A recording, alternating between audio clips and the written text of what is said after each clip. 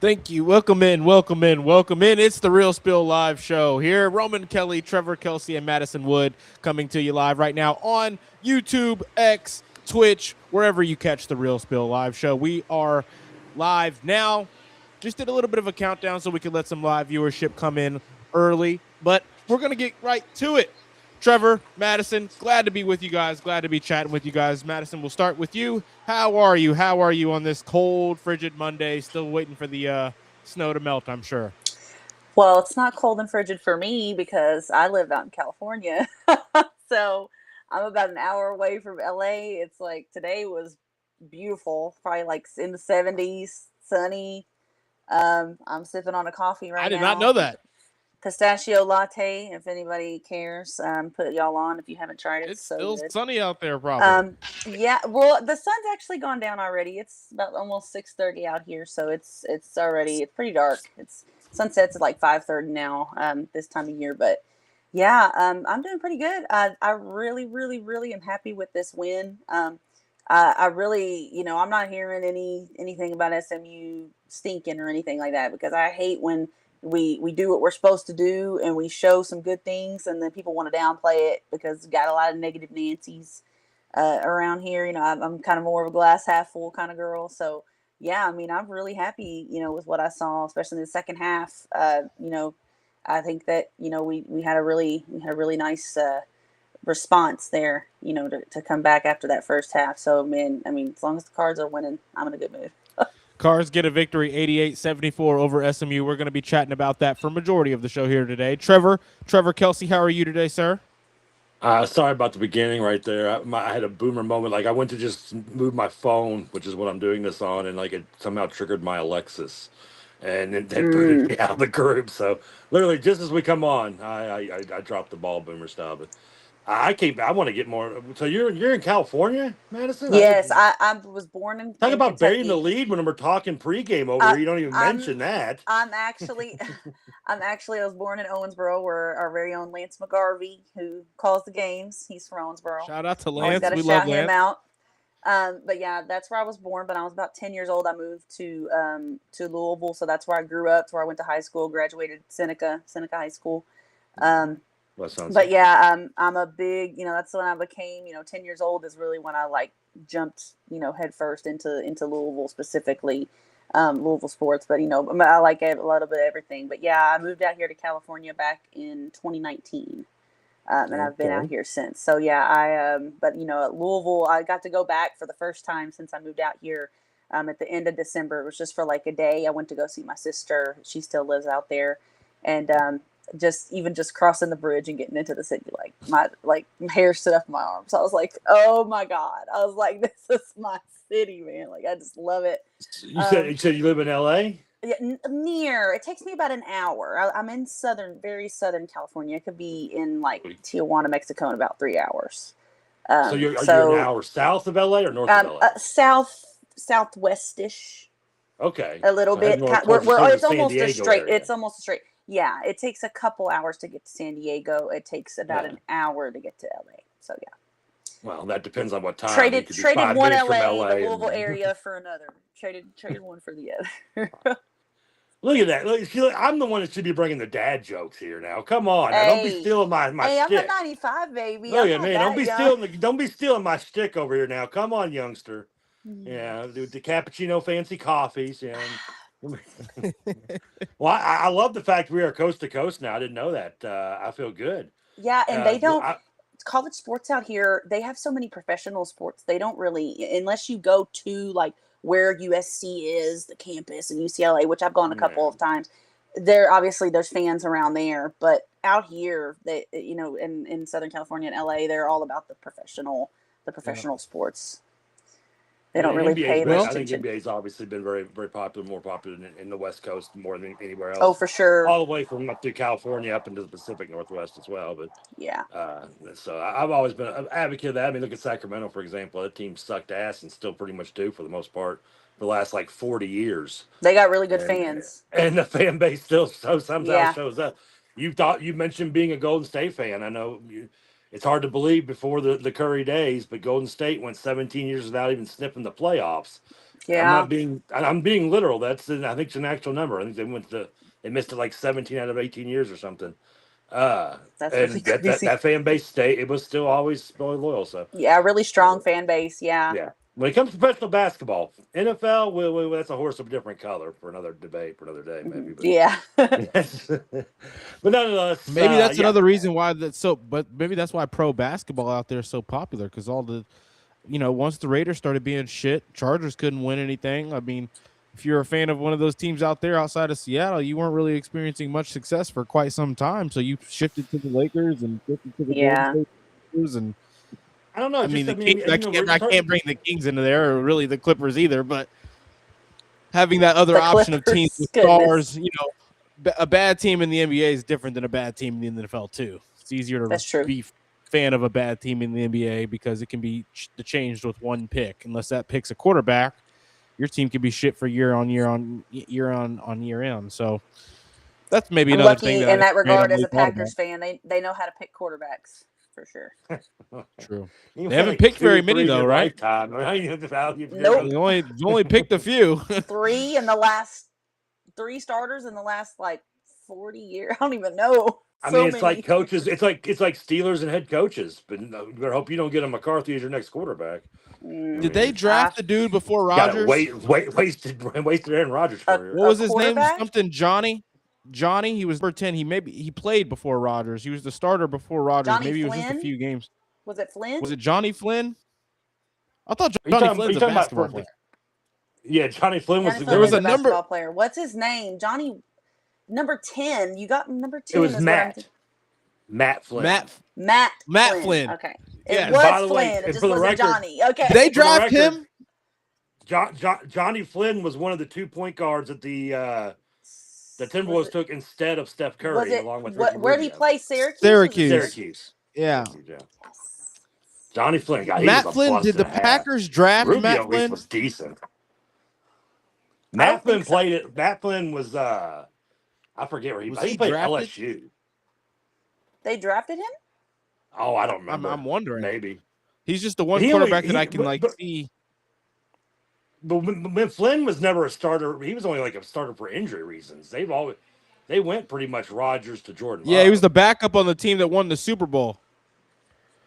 Okay, you talking about? Yeah, I Aaron remember him Rodgers being the Super backup. Bowl? He was Green Bay did draft him round 7, 2008. LSU. Well, they still had LSU. Yep. Favre at that point, didn't they? Oh fuck, I remember. Yeah, that. didn't they draft him before Favre? I thought they drafted him right before Rodgers. Yeah, that's what I'm saying. But they still had Favre, so they took him in the 7th because they just took it. That he served his purpose. When Rodgers got there, he was going to be his backup. Rodgers was going to be the starter. By the way, the Eagles, who just hired an offensive coordinator, Sean Mannion, from the quarterbacks coach of the Green Bay Packers. It is the second time they've hired a quarterback coach from Green Bay. The other one, worked out pretty well. A guy named Andy Reid. So. Yeah. Andy Reid, one of my favorite coaches of all time. Andy Reid. He's my father. Until I see a paternity test proving otherwise, I do claim Andy Reid is my dad. I can see it. Well, thank you. It's the fat thing, but yeah. I'll allow. Shout out to the we all look one person on Twitch and the 2 people on YouTube watching. Got a few handful of people on the X side of things as well. Let's get right into it. We've talked more about Matt Flynn than we have SMU. I just want to point that out. Let's get right into it. Don't worry. Let's we're going to get into it right now. We're going to get into it. Trevor, give me your key takeaways to the game in which Louisville wins 88-74, 20 assists. Michael Brown, 20-something point? What do you have, 20 points in 29 minutes off the bench? 4. Mm-hmm. What was your give me your first impression your was main how the hell I still remember Matt takeaway. Flynn went to LSU is one thing. Second, the SMU game. What was my impression on Michael Brown coming off the bench? I mean, I don't know. I can't remember. What was the reasoning? Was it illness, did they say? Was it he missed a couple days of practice because he was sick. And PK said that basically that week in practice, he called it like a football practice. And he came out and said, basically, whoever's going the hardest is who's going to play, who's going to start. And since Michael missed 2 days, even though it was due to illness, he didn't practice for a couple days. So he didn't want to start him over the guys that had been going hard all those days and those couple days in practice. Yeah, that's coach speak for you played like shit against Duke, so this is your punishment. You're gonna come off the bench now and re-earn it. Hey, well, Patino did it with Donovan Mitchell that one. Game. I'm not questioning it. It turned Mitchell into a demon. I'll never question anything that Kelsey does, unless it's my mom. Which, by the way, happy birthday to my mom today, which is happy birthday to your mom. She just turned 65. Mama Kelsey. So. But yeah, and it was bring her into the stream. She's back in the room doing something. Aw. Probably watching Masked Singer, Masked Disco Dancer, or something. One of those damn shows. She loves that shit. My grandma loves watching Masked Singer. Your grandma, my mom. That makes me feel old, but that's nonetheless. That was a little cheap shot, I think. But you didn't get it. It's okay. In my old memory, sticking at Michael Brown. I can remember where Matt Flynn went. I can't remember what I was talking about 5 seconds ago. I mean, it didn't look like it worked well off the bench. I mean, whether he had 4 turnovers in the first 4 seconds of the game. Yeah, 5 in the first half. 3 of them to give up easy baskets. But I do like, I mean, obviously he calmed down after that. I mean, Michael Brown looked like what we want to see Michael Brown look like. The one thing I was most concerned about in the game is, this was a game I would like to see a little bit more out of Faroux, even though he was going against a 7-2 dude that was kind of punking him out a little bit. I don't know. I don't want to call him soft per se, but I don't know. I don't know. I guess unless they're trying to like gentrify the country, there's no like fight left in the Germans. So I mean, my goodness, what happened to the guys that took 2 world wars to shut the fuck up? I mean, but nonetheless, that's the story there. I thought I'd get a little more fight out of him, but either way, careful with that. That worries me a little bit, but I thought this is a good win. And this is the part of the season where I think with the stretch we have coming up, it's kind of like if the season's a movie. This is like where Clarence just showed us we want to live, and George Bailey's running up the street cussing everybody and happy because, this is a nice win coming off the ass kicking we had in Durham. And I like the matchups we have coming up, which I know we'll get into in a second. So overall, I'm happy. How do you feel? I'm feeling pretty good. I feel like there's a lot of things we called to see and a lot of changes we wanted to see, and we saw those. I think there was also those look good. I could go for some of those right now. Got the girlfriend's water. I need healthy, man. I'm getting skinny again. I didn't mean to interrupt you. Are. What are you up to? 100 pounds? I bet by now you've lost. I weigh 380 now. So yeah, I know the camera adds like 70 pounds, but yeah. So I'm getting skinny. I'm getting buff. That's what we want to hear. That's what we like to hear right there. And you're doing a great job. I told you how much I did play, which is crazy. Yeah. I think the main key. I mean, I'm not going to put the main emphasis on a game and onto one player. A lot of people that I keep talking to that we keep like the main emphasis they keep hearing is, or not the main thing, but the reoccurring thing I keep hearing is definitely Kanai Roos, and his presence off the bench was prevalent from the moment he stepped onto the floor, from that putback, the backdoor cut, drawing fouls, defending. He was doing it all, banking in free throws. He quite literally was. That's how you know you're having a night, right? When you're banking free throws. Except when he took the three in the corner, that was a no-no. Okay, look. After what he had just did the 2 minutes previous to that, I'm gonna let that one slide. We're gonna let that slide. Debbie Antonelli said the same thing. He gets a pass. A little bit of a heat check. He was feeling himself. He gets to fire that one up. Okay. But with that being said, the ball movement on the offensive end for me was what was the key. The 20 assists is going to be the number that I'm obviously going to point to, but it looked different. It felt different. I think that there was like a clear emphasis that they paid attention to at practice this week of not letting plays just lead to the first shooting. Like the first option doesn't have to take the shot every single time, right? We can kind of pass the ball around and get defenses moving when you're going up against a team that outside of one position on the floor, you're going to have the size advantage for most of the night, right? Which we don't get to even say that a lot. We should be able to generate a lot of clean, easier looks in a game like that if you just move the ball around. And we did so.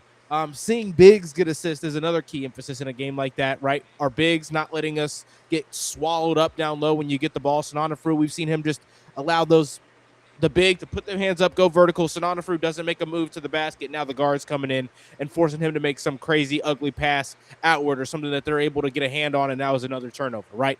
We didn't have to go through any of that. It felt like for the most part. Granted, Sonanafru didn't do a whole lot out there for us specific to him, but I loved seeing how much we moved the basketball. Apparently, Pat Kelsey mentioned it and talked about it after the game as well. I didn't get to listen to the post-game presser, but he said, "I love hearing we passed the freaking ball, word for word." Yeah, they did. I was very enthusiastic about how much it felt like they were being patient within the offense and really hunting great shots. Something that they try to put an emphasis on at the beginning of the season. Had those against the quad 3 and quad 4 opponents or whatever. If we even had, those lower tier opponents, that's what we had. We had an offense that did that. We hadn't had that against any, even not the great teams, because I don't think we've actually even played many great teams outside of Duke. Even the good teams, the Arkansas, Tennessees, it's not been good shots at all. And we finally, against a team that does have a pulse, that can run up and down with more talent than most teams can and can actually shoot the ball, we were able to defend at a high level and actually generate clean looks at a high level. And that was super nice to see. Well, really, Kanai Roos is obviously it was only like player, three guys the player of ball, Memphis, though, right? It was pretty much. Conwell Brown and Isaac were like 80% of our shots, I believe. Probably, I don't think anybody but else can even close to double. Other than maybe Bruce. Kanai Roos had 12 points. I think Ali Khalifa had 8 points, didn't he? No, but how many shot attempts is what he did. Field goal attempt. Oh, shot attempts. Yeah, it was a pretty much not a lot of shot attempts. Yeah, good. Yeah, Conwell, Isaacs and Brown were like 85% of our shots. And that does come to be a little bit of a concern.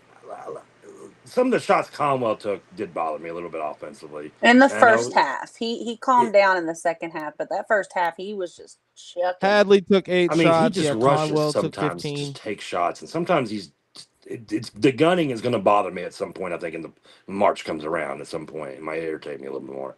But it's hard to It's get almost mad at him like when because you he's have a damn good scorer. It's almost like when you have that quarterback that throws the ball and sometimes throws those risky passes that sometimes The ends up in gunslinger, interceptions, but sometimes they end up in those crazy touchdowns or whatever. It sucks because he could miss 3 or 4 in a row and then he could go down and just hit 3 or 4 and barely move the net. I mean, he's so Spoken by a talented. true Yeah. Favre fan over there. I know that. That's He's so talented. He was 4 for Brett Favre 15. 101. Combo was 4 for 15 from the field. He was 1 for 11 from 3, which is just, at a certain point, just start getting to the basket, start getting to the free throw line if you can. You're also only 3 assists, not bad, but I would say those 11, a lot of 11 those 3-point threes, I would say attempts. 8 of them are probably decent looks. Well, and I think Maybe he took 7 or 8 of them. 5 or 6 of them. He took 7 or 8 of them in the first half as well. Yeah. So the second half, he Yeah. really was focusing on, like, he had a couple really nice, cuts to the basket. One of them was like wide open. Another one was, he took it in and he like switched hands and the way he's able to finish with his offhand is honestly, it's impressive sometimes. I think when he gets Javon Hadley 0 for 3. Sorry. Oh, you're good. I think it was 0 for 4.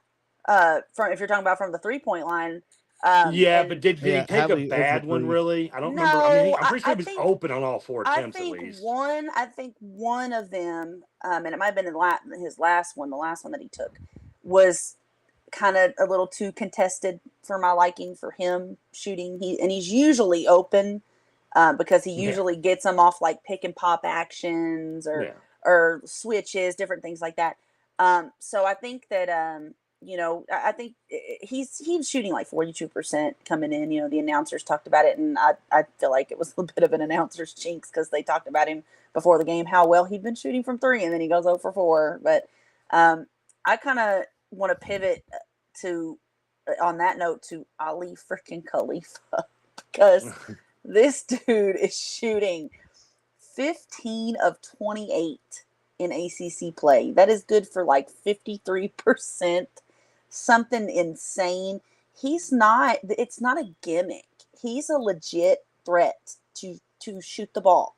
Like when you have your big man and as reluctant as he is to shoot layups and to, go straight up with the ball and, despite the fact that he probably can't jump over a phone book, he is so smart. And he is just so, now that added threat of being able to shoot the ball, that just makes it even more. That opens up those back cuts. That opens up those other shooters in the corners, on the wings, different things like that. I really liked, though, too, besides the shooting, he did take one. It was like a little midi floater. He put that one in, too. It was a nice shot. I was glad he took it. Go ahead. You can shoot. Take it.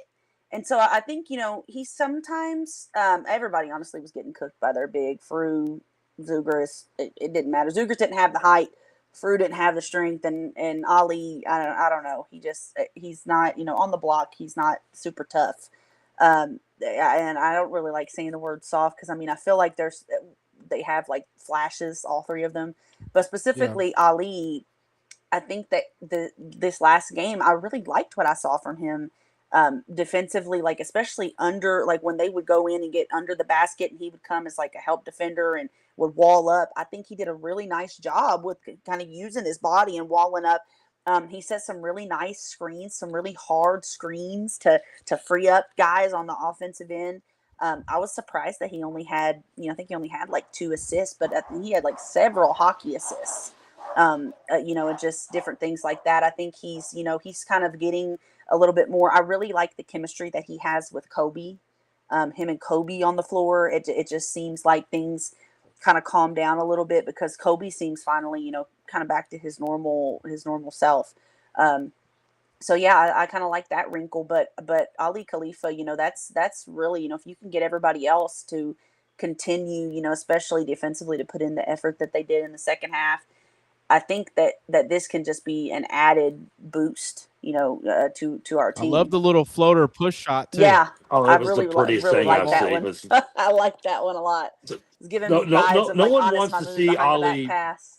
I mean, no one in this world wants to meet Ollie to be able to play more minutes than me because I want to watch him pass the ball. I mean, you mentioned, I think what you were just talking about, the Roos pass when Roos got the dunk on the back cut, the all pass by Ollie, which is beautiful. But yeah, to see him bring out the floater, I mean, that's and right when he's able to hit that three, you can't lay off of him to where and to take away his passing ability.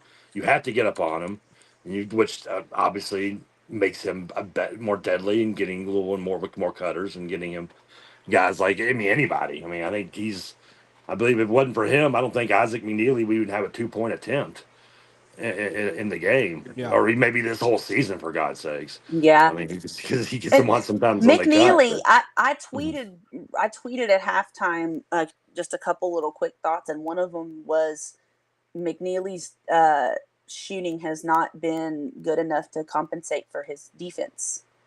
And then in the second half, he actually kind of dug in and guarded, but then he also, obviously started hitting his shots. But I think that McNeely, when he does the little things, like gets in there and rebounds, like I think it was like early in the second half, he got in there and went up, with two hands and grabbed a rebound and came down with it, pushed it all the way down the floor. Like when he does things like that, that's what gets him going. I've noticed, like if he comes out and just starts and all he's doing is just firing threes on the offensive end and he's kind of disengaged with all that other stuff, he's going to be missing. But if he from the jump is really down in his stance and just, chomping at the bit and getting in there to try to rebound and mixing it up, he's going to start hitting it. He's going to hit his threes. He's going to start hitting his shots. It's like he's got an edge to him, but it's like it takes a minute sometimes for it to come out of him. And I wish he would just come out with that edge already. Like you could be more than a spot up shooter. He's not a creator. I don't want him with the ball in his hands trying to create. But supposedly that's what he came here to do, was to show his game being more complete. But he can whenever he gets like a head of steam and open off these cuts and different things. And if he digs in and plays some defense, he'll get more opportunities like that, where he doesn't just have to spot up shoot. But I think that when you watch the games that he's been hot in versus the games that he just hasn't seemed to have been able to hit the broadside of a barn, it's those little things stand out. Like how many rebounds did he have? Is he trying to get in the paint? Is he trying to get fouled? Is he, kicking out his leg on the three? Or is he fading away on the three? Or is he really locked in on going up, in his stance and in his form? And, I just think that he's still hasn't put it all together yet. And, maybe if he was kind of put in the 6-man role, maybe it would be similar to like kind of how Michael came out a little bit more steady. Again, as we said, I don't know if he was really great off the bench with the 4 turnovers right away. But yeah, that's what I'm saying. I was really just about to add the caveat in the second half, because that first half, someone on the radio said burn. Yeah, I he think got Taylor 5 turnovers. Yeah. I mean, some people are. He got the 5 turnovers, but he didn't have another one. No, in the second half, he got his 5 turnovers and didn't have another one after that. Well, so, he had 4. The first 4 turnovers were extremely. Yeah. Well, and can we talk about then how he got refreshing... one more after that, and then he didn't get another one. Right. Can we talk about how refreshing it is, though, that you hear in regards to that, Mike, in regards to Mike Hill, you hear Pat Kelsey talking about in the post game. I learned, in the last few minutes of the game, no matter how his game is gone, no matter whether they come off the bench or not, give him the ball and get out the way. He's got that kind of talent.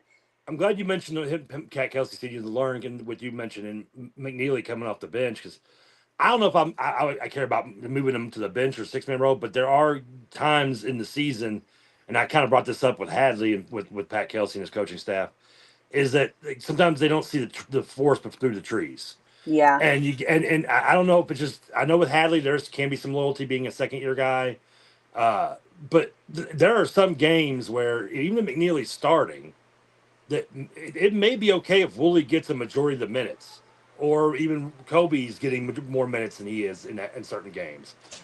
And because if you look at the minutes, I mean, he's one of those guys his minutes are consistent. I mean, and I think we have enough depth that you can go a different way. And I think he's a little more stubborn to do that with Hadley sometimes and the bigger lineups, and you've seen him do it a little bit more Even though, I mean, we still were going with Hadley at the power forward in the SMU game, and they got guys that are 6'10", 7'2" out They had there. a good amount of minutes of them. But Some good minutes Hadley with plays Hadley at the smart. 3, though. Hadley's a guy that can play smart and doesn't have to be big. And you saw him do that as well in the SMU game.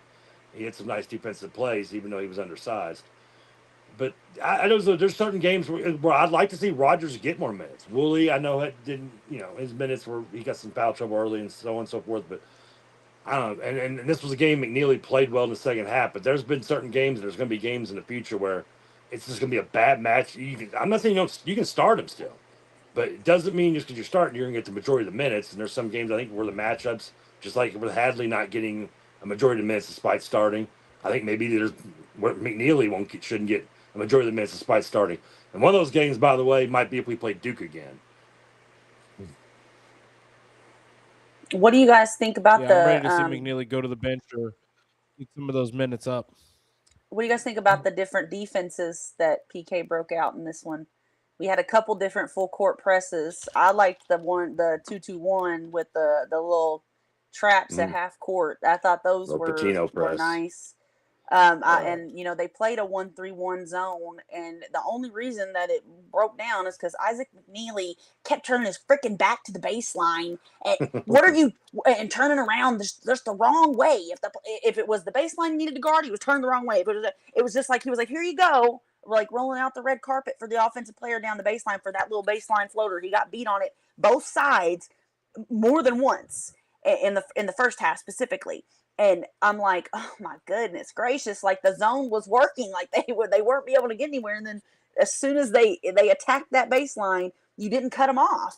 Like, yeah, the whole point. He looked like he didn't. He looked like he hadn't ran a zone before. He looked like he hadn't ran a full court press before. I'll traumatize you. He tricked me. Yeah. I'm not a huge 1-3-1 guy, but I do love the pressing. I do love trying to speed them up. Even if you're doing just token pressure to speed them up the court like Tino would do sometimes, I love the full court. And I mean, again, we've talked. I mean, right now, especially, I mean, as healthy as we can be, we have depth to the point where we got fans wanting to know where the hell Pryor's why he's not playing. That's how deep we can be at this point. So I mean, I'm all for using more press in this team. I think it's got to throw different looks. Especially with the team that has. He said in the post game, he said we're going to have to be a try-hard defensive team. Like, that's how we're going to have to be. We need to improve defensively. He said this is the first time I've ever heard him say out loud. Usually, and it's baby steps because he loves to say though it's not how big you are, it's how big you play, but. I think, seeing him deploy a zone more than once, seeing him put out different kinds of pressure defenses, seeing him play two bigs, seeing him bring Michael off the bench, different things like that. This was another one of those kind of moments for me, kind of like a little checkbox moment for me that I kind of keep in the back of my head, because we're still really early in his tenure here. But he said out loud, he's like, we don't have a lot of length. We don't have a lot of athleticism on our team. He said that. And so I think, he's kind of, maybe it's sinking in a little bit like, yeah, we kind of, this roster is a little bit lacking in that area. Kanai comes back and makes such a big impact because he's the most athletic player on the team. Nobody else on the team. And PK talked about it. He talked about that play, that the lob that Kanai was somehow able to kind of contort and grab and tip in. I don't know how he finished that. There was nobody else out there on the floor. Maybe Michael, if he got it wide open and was able, but I don't think there's anybody else, honestly, out there on the team that could have even got up there and got a hand on that ball in that moment, and the way he was kind of being pushed out of bounds. And I mean, Kanai is just a different kind of athlete. But yeah, I think that, maybe this is the second half and the adjustments. I mean, the word adjustments. I mean, how many times have we heard that word in the last few weeks, especially, talking about, please make some in-game adjustments, make some halftime adjustments, come out and do something different. And we finally, it was the first time this season that we saw it. And it was the best defensive half of the season. I mean, by far the best defensive half of the season. And you talked about it, 20 assists, only I think we had like 11 turnovers. And again, like at least 7 of them, I think 5 of them were from Michael, but at least like 7 of them were in the first half. So we cleaned it up a lot in the second half. I just think that there were so many good things, and things that, you can look forward to the future as like, okay, maybe, it is going to continue. He has played 2 bigs. He has, continued to, put out his own, things, something that he said at one point, that he's not going to do, that he wouldn't do. He did it. So I feel like that's a good sign. That to me kind of seems like he's kind of being like, okay, I need to get past this stubbornness or, whatever that I have going on with, wanting to play my style, because you can still play your style. You just, particularly on defense, because you admitted it, we don't have a lot of size, we don't have a lot of athleticism. You're just going to have to disagree to that. I think we do have size and athleticism. I mean, we may not have the best, but I mean, you've got between Roos, Ali, and Farouk, I mean, you've got guys with legitimate size and athleticism right there. I mean, maybe not playing the best at all every time. I don't feel like Ali is Conwell, really athletic. Rogers, Woolley, Brown. Rogers is athletic. Rogers is athletic. I'll give you that. He's quick. He's a really quick guy. If you don't stop the ball like immediately, like he's gonna push the ball, like, whether he's gonna pass it to somebody and he's else. Strong for a 6'2", really nice near putbacks in the game. Yeah, because he can jump. He can jump out the gym. His vertical is really nice. But I feel like we are kind of lacking, because if we had Case and Pryor, and maybe if he was like 80% of himself, then maybe it would be better. But like Fru's a finesse big. He's got some athleticism, but he's more relies on like just the pure kind of like the skill, and he's got soft hands, which sometimes can be a good thing. But that's kind of, and footwork, that's kind of how he plays. Zugris, he doesn't play above the rim either. He's kind of more brute strength. You bring him in to soak up fouls and to kind of, make the other team feel you a little bit. It's like gadget athleticism. It's gadget athleticism. It's in their own little way, it's very matchup dependent. I just think it's unfair to say it's not. We don't have size and athleticism. I think that's kind of a. To me, that's setting up a. Well, I won't say size. I'll say length, but the thing is it's like now, especially the guys who have size don't have a lot of athleticism, and the guys who have the athleticism are outside of Kanai. Right. Kanai is the one difference. Yeah, I get what he means, but we have it. Yeah. We've got it though at every. You can point to everything that you need and say we've got it. Technically, it's just not a consistent with nobody's versatile in that aspect, right? Javon Hadley, sure. He's kind of the tweener. He's a bit of a tweener. He's not a true power forward by any means, and he's not the best shooter in ball, like true ball handler for what you need as a stretch kind of swing 3 man in this day and age either. So he's got to find his ways to make it work. Kanai, same thing in a way. He can't really dribble. He can't really shoot. Well, I tell you what, and that kind of leads me to I'm sorry. I was going to say, Trevor. That kind of makes me think of my one little concern I may have with Pat Kelsey, and that is developing players where, the guys, I mean, other than Ali's a ceiling. That's fine. And Hadley's been a ceiling with what he was when he got here last year and he is this year. But we talk about Roos and what he can become and what he can do and how he's developing. You look at a guy like Scott, who he had for years, and he's kind of he's flaming out at Ole Miss a little bit, not getting them as major minutes. Farouk is a guy that's still, I mean, I know he's not young, but he's still raw, and so is the other dude. He's like 40 years old, the Z guy. But so I mean, there's no way he's raw. I mean, unless he just learned basketball. Well, Fru's learning them. The American game is just different. It's not. It's definitely more strength, and you have to kind of you have to be stronger with the ball, and he definitely he's more of a soft hands, footwork finesse. Well, he's never had to do anything else other than just be a guy, just being a role player that just goes after rebounds and sets picks. And he does that fine. And when you can get him involved in the offense, I'd like to get him more involved in the offense. I think this team is better offensively when he is. Now, that said, we can't give him the ball in the low block. I mean, it's not like, you've got to get him in a pick and roll and a screen and roll, or get him just somewhere where he's rolling to the basket in some way or another, because that's the only way he's going to be effective. Yeah, he kind of needs a head of steam. And he has been effective when they do that. I mean, what's his? I don't know what his field goal shooting percentage is, but I mean, we are just a better. I think I know we won this game despite the fact we had 3 I'll look shots, it up. but when he takes 7, 8 shots in the game, usually we're playing our best basketball offensively. When I like him and Michael. How do you guys feel about Wake Forest coming up? Oh, Wake Forest. I was about to say, I think him and Michael need to do that more. Do the yeah, pick and roll and thing I a thought lot with Michael being, and he did well without even Michael in the Frew is 75% field goal percentage. That's crazy. He needs to shoot more of them. Yeah. Or is he 75%? But he has no in between. He's like, I'm going to take 3 shots. I'm going to take 8 shots. Now, and 8 or 9 shots is about all he probably needs to take, because then he's doing stuff where he's trying to create for himself, and God knows we don't want that. He hasn't had a lot of shot attempts against a good team yet. No. Against Duke he looked withered like both shit times. both games. Yeah. He got dominated, but Duke's front line, I mean, that's. I mean, I will say, what did he do against Tennessee? What did he do against Arkansas? Yeah.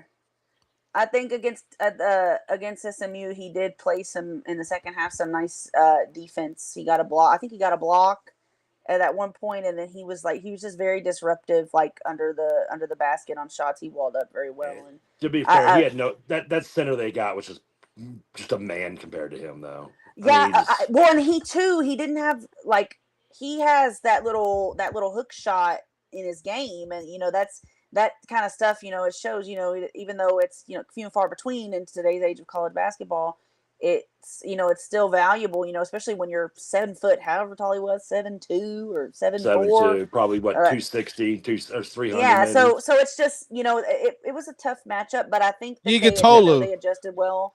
Yes, I think they adjusted well in the second half.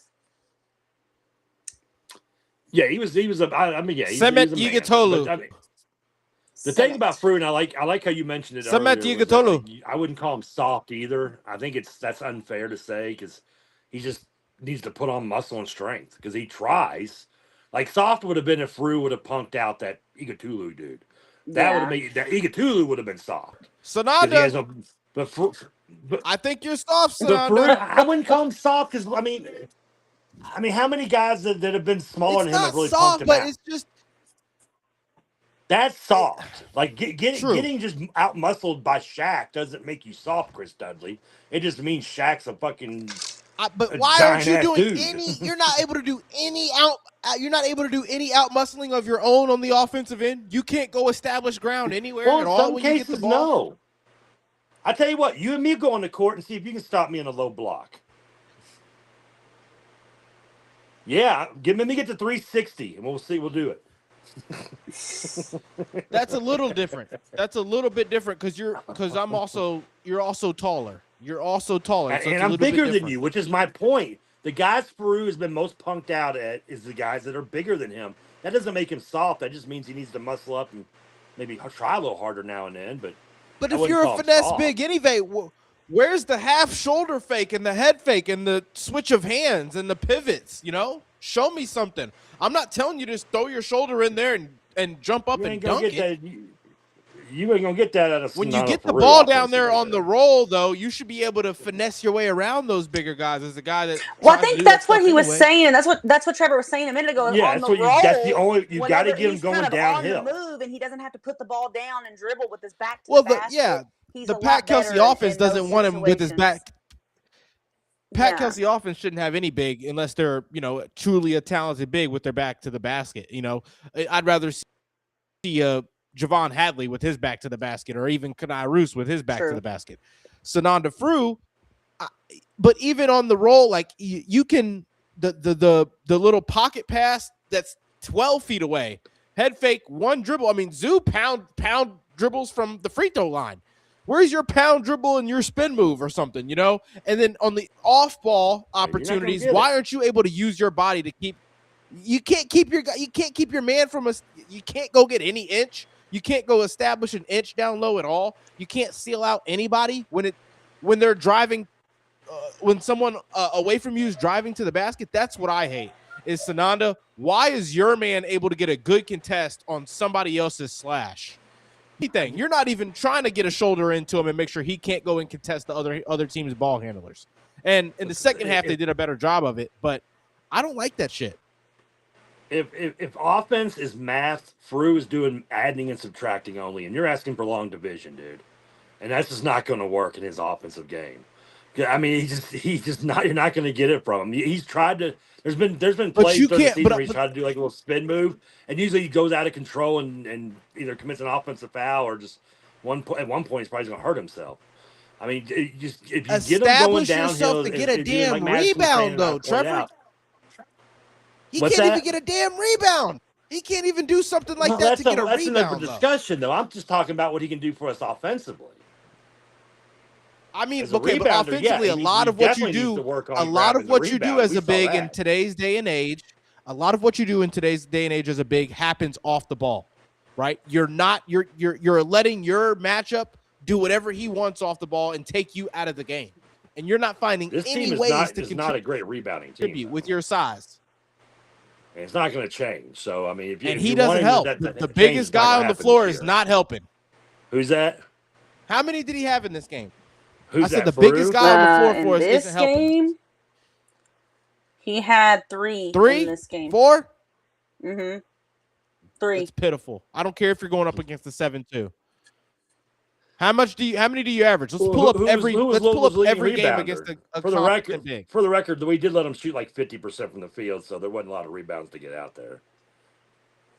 True. Who was those? Yeah, and then the big himself was like 7 for 8. The big himself didn't. He had. Hold on, I got it. You said against like the good teams. Hold on, I'll tell you right now. Who did lose some rebounding that game? 3 rebounds versus SMU, 4 versus Duke, 10 versus VT. 5 versus Pitt, which is a blowout. I'm not going to say too much about that. A lot of threes are going up. 5 versus Virginia. UVA, a team that had a couple of bigs. You couldn't do much there. 13 against BC, 4 against Duke, 8 against Stanford. Was that 14 against Cal? They didn't have a true big. Only 8 against Montana, 5 against Tennessee. Not bad. I thought it'd be less there. 6 against Memphis, 7 against IU, 8 against. So in the beginning of the season, it was a little bit better. That's what I'm saying. What is going on with him? Like, be strong. Yeah, come on, I don't know. I want to hear a little bit. I'm on the Frew crew, dude. I want to hear you apologize for that rebounding comment. I love Frew. He's a bitch. I'll say it again. But he's a pick and roll. We got to get him in pick and roll. Make that your mission, man. Make that your mission. I'd like to see him, especially in the Duke matchup, or when it comes to 6'11", 200 and something pounds.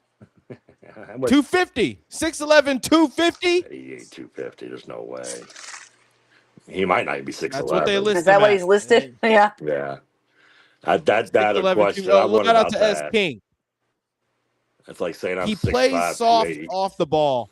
His guy throws an elbow into him, a shoulder into him, and he looks around at the ref like that.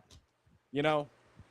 Oh, yeah, I was about to say he looks for the foul. Sometimes he is getting fouled. Like I feel like, and like I hate that because like it's happened with him and it's happened with Michael a lot. I feel like they've been the two kind of the most at the rim that have kind of not been really getting the calls that they should be getting. But you know, it's almost like he goes up and I feel like a lot in the SMU game he was getting like the opportunity with his move, you know, getting to the basket or getting up to the rim, but he was just missing them. And it was like, why are you, or it was like the way he was releasing the ball was just like weird. Like you're close enough to at least get fouled, you know, on that. And it's almost like he's looking for the foul instead of worrying about just put the ball in the basket. And so it's like, I don't think he can't do it. Yeah. It's just, he needs to really just focus up, like just be stronger with the ball. Be stronger with the ball. Like we don't want you to not have finesse. We don't want you to the basketball. Lose, you know, you're right. Look like you care. That's the main. I think that's the main thing is if he really look goes like out a there professional really basketball player. Because well, that's why maybe you know you take a step down from professional to college, and maybe it's not just an adjustment to the American game, but it's also. You know, come on! It's like a third-tier German league. It can't be better than college basketball anyway. Well, I'm not talking about better. It's just you know the mindset. You know, you don't know somebody's mindset being like, oh, I'm a pro. You know, and now I'm playing with you know some of these guys are they're considered kids. You know, so yeah, I don't know. I mean, what is Frew? Like what do you guys think about this Wake Forest game? He cut his hair. I'm telling you. He cut his hair. Michael better not cut that. He kept pulling his shorts down. Frew kept pulling his shorts down like he didn't like how short they were. Get some bigger shorts. Get him some bigger shorts if that's what he needs.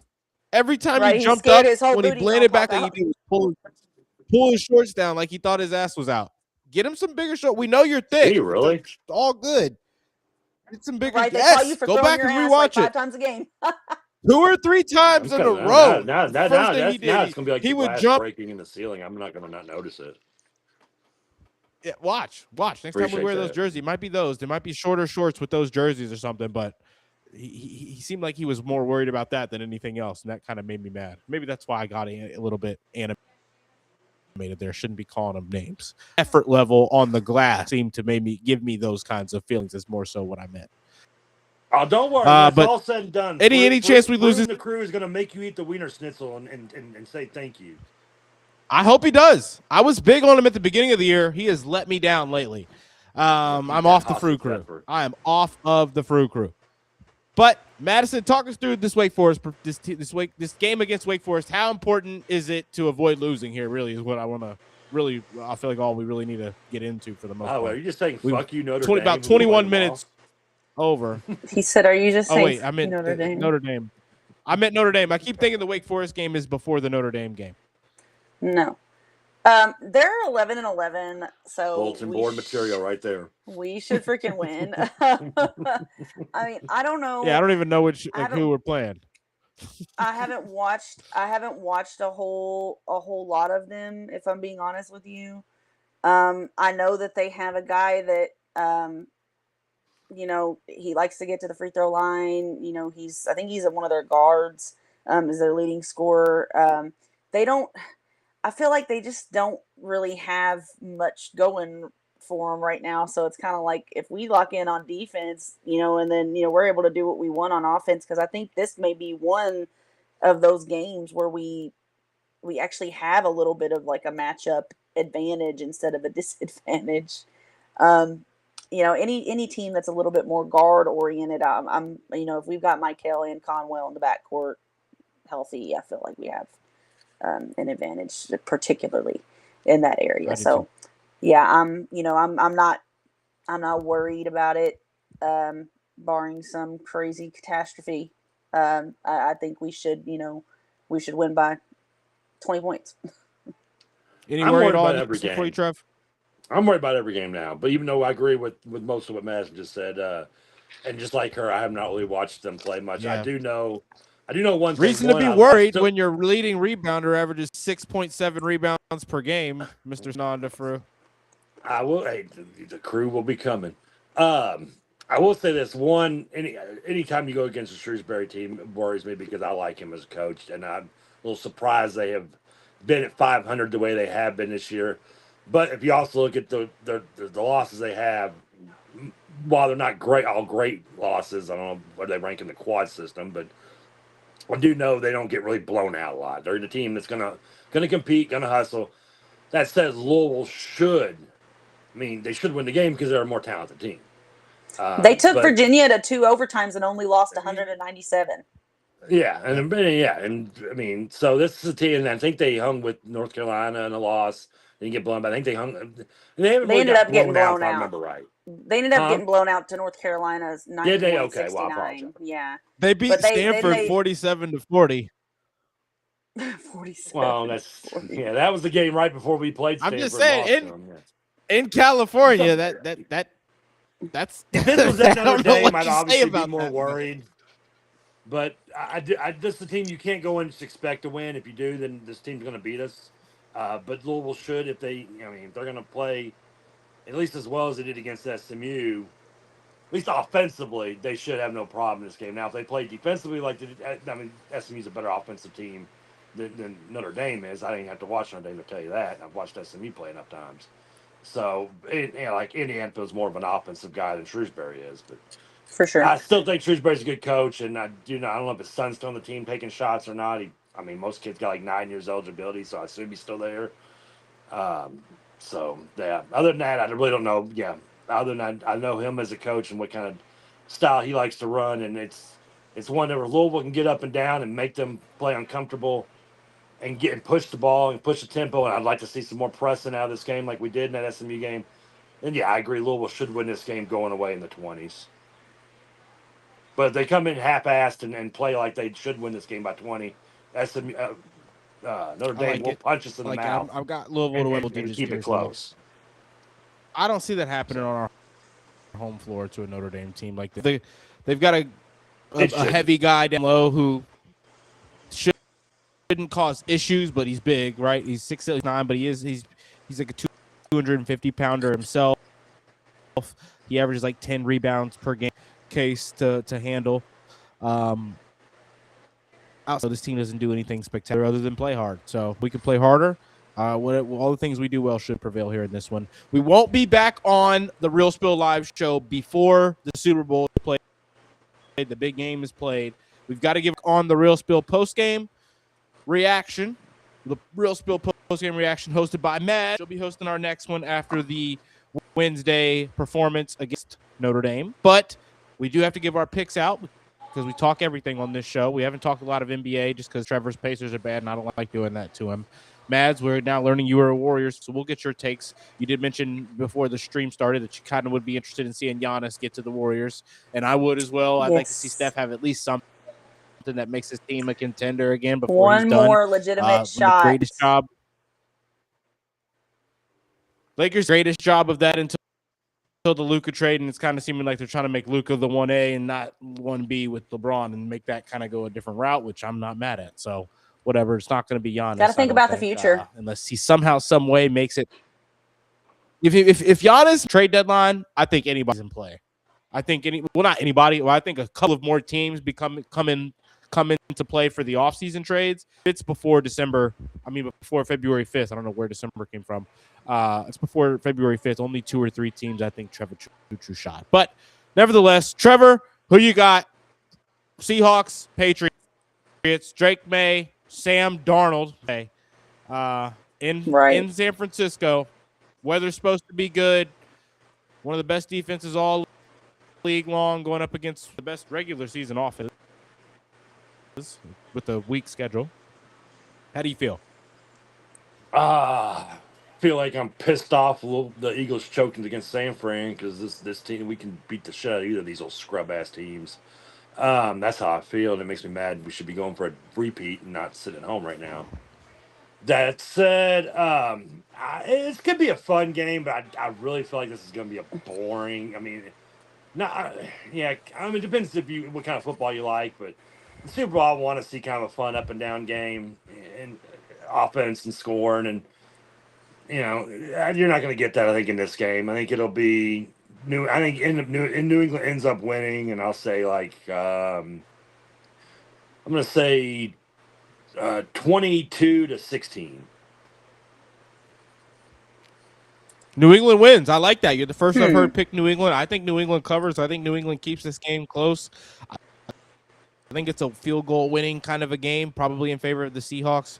But I don't like Sam Darnold. I don't care what he's done. I think he's a loser. I think when the pressure's on his back and he has to make consistent throws all game long to get the victory, if the Patriots defense can show up, I think it's going to be a close game. I think the Patriots can get a takeaway or two. With what I keep hearing everybody say about the Seahawks defense. Patriots defense is no slouch either. They've got a really good secondary. Let's see. I think this is gonna be a really good ball game. Mads, what do you think? I'm not picking Patriots win. I should with that way I feel. But I do think it's gonna be a lot better game than some people think. Sorry, Mads, go ahead.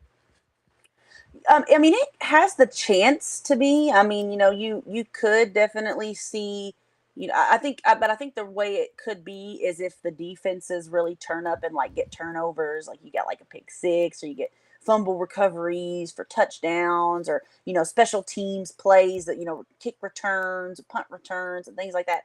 I don't really think it's going to be. I mean, Drake May is, for as good as he is and for as good of a season that he had, he's still. It's his first year. I mean, I kind of feel he could come out there and have a really nice performance, but he could also come out there and just not really have a bad game, but just not really go out there and show much. And I'm with you on Sam Darnold. I don't, until I see it, unless he proves me wrong, I don't think that he is a Super Bowl winning quarterback. I just don't. I don't think that he. I think he got lucky where he fell with Seattle, but I think it might be a little bit of fool's gold when it comes to that. I think it's kind of like, he might be kind of like Jimmy Garoppolo. He was, how long did people try to convince everybody that he was a starting quarterback in the NFL? And then he got in the biggest game of his life and, couldn't do it. So that's kind of how I feel about Sam Darnold as well. So yeah, I think, I will say I think the Patriots will win because I think everybody's kind of doubting their defense, as you just mentioned. And I think that Drake May is, ultimately, going to end up being, having a better career than Sam Darnold. And, I think just the talent, I think he's going to be able to make more throws, in those timely, in timely fashion, to be able to have him come away with the win. I feel like it'll be lower scoring than even what you said though, Trevor. I feel like it might even be like 20-13 or something. Like, I mean, I really think it might be something like that close, but a defensive game and a game where it's like, it comes at a premium. Like you got to get a drop in the bucket, in the corner of the end zone on third and 10 or something, at one of those type Which is of what games. you want in the Super Bowl. I think it's gonna be a vanilla offense, and you see a lot of times on the Super Bowl, especially early on, teams are kind of play close to the vest and let it loose a little bit. These are two offenses that, I mean, at least especially in New England's case, aren't ever gonna let it loose. I mean, they're gonna keep it all buttoned to the top. That's just what Babel does. And usually it gets you burned in the playoffs. You just kind of got lucky this year with it and got lucky. I think you got lucky in the matchup because I think Sam. The difference in this game is going to be the quarterback that makes the turn, that turns the ball over, and that seems to be always be Sam Darnold's MO. I could see him having the more turnovers and just them making the mistakes, and kind of like Madison said, that being the close game, and that each team only scoring a couple, maybe a touchdown each with a shitload of field goals. Unless they get some crazy Shaheed play to open up the game. Unless you get some crazy, true.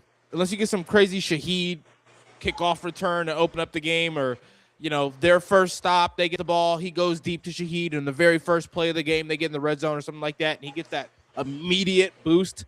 I just don't. I think it's going to be a real back and forth game, and then at that point, I think don't the Patriots have the kicker from Miami that's real good with the big leg? The Barosas dude, or his name is. He played at Miami for a buttload of years, and I think he's the rookie kicker. I thought he was at the Bills, wasn't he? No, the Bills had Tyler Bass, but he got injured, and then they had to makeshift with somebody else. Maybe he's with the Colts. Maybe I'm getting the Colts and the Patriots mixed up. I thought he was maybe he's Andy Boralagas. Yeah, who's he with? He had a big leg. He's with the Patriots. Ah, nailed it. Take that. Memory sucks from marijuana.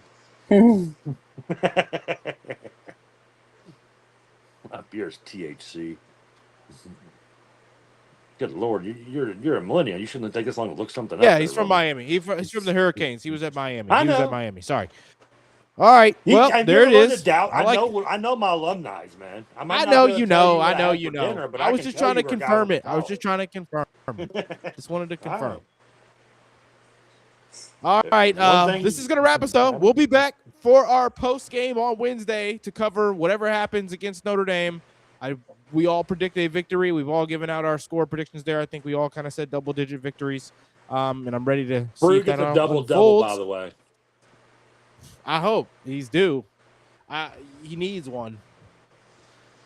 Ultimately, though, this is going to wrap us up here on the Real Spiel Live show. I'm going to learn how to say suck it. Do y'all think, real quick, that Kanai is going to start the next game, or do you think PK keeps him off the bench? Off the bench. I think he keeps him off the bench. Yeah, I would keep him off the bench. To see him start, I do too. But I don't see him. I would too, but then I feel like you kind of lose that magic, that kind of quality. Some players are just like, when you put them in after a couple minutes off the bench, they're just that automatic like injection of energy. And I don't know, do you lose I think that Isaac McNeely should do that. I think Isaac McNeely should be that. Put Adrian Wool in. Hit some shots. By the way, you're referring to the Vinny Johnson with the microwave is what that was, coming off the bench. The microwave offense. Instant offense. Vinny Johnson back in the 80s with the Pistons. Former Baylor alum, by the way. 7th pick by the Seattle Supersonics in 1978, I think. Maybe it was 77. I might be off on that one. You can look it up. But I know he went to Baylor and he's drafted by Seattle. But with Roos, he's going to be the one guy I really want to keep an eye on because he's the guy that when we saw the SMU game, we know we can get that out of Roos. I want to see us get that out of Roos in multiple games. Mm-hmm. Lee Brown once said, win 2 games. That's called a winning streak. It's been there before. In most cases, how many back-to-back good games have we seen out of Roos in the last year and a half? And I know he's been out with the illness for a while now, but I'd like to see back-to-back, if not, he doesn't have to put up in the same game he did against SMU, but at least be consistent in the minutes that you do get and be impactful. That I hope to see. I like it. This is going to wrap us up here on the Real Spill Live Show. Madison, Roman, Kelly, thank you all so much for tuning in, to the 586 of you watching on X right now, to the 2 of you watching on YouTube right now, and to the 1 watching on Twitch. We really appreciate you guys. Sorry about that. Like, comment, and subscribe if you guys enjoyed the show. Trevor, we did have one quick question to outro on the show. Do you still watch AEW? Yes, I do. Tomorrow night I'll be watching Wednesday Night Dynamite. Yes, he does. And that is going to wrap us up. Madison will be hosting our Real Spill post game following the Notre Dame game, and we'll see you